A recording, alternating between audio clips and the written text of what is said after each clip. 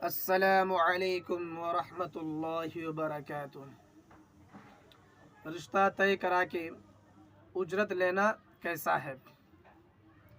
تو اس کا جواب ہے، اگر دونوں فریقوں کو آپس میں ملانے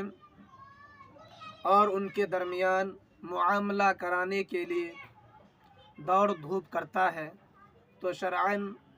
اس کے لیے رشتہ طے کرا کے پہلے سے متعین کردہ اجرت لینا شرعاً جائز ہے۔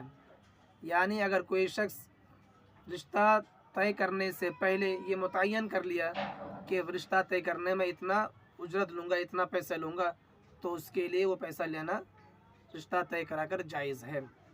بشرطے کہ کسی طرح کی غلط بیانی اور دھوکہ دہی سے کام نہ لے، بلکہ سچائی اور امانت داری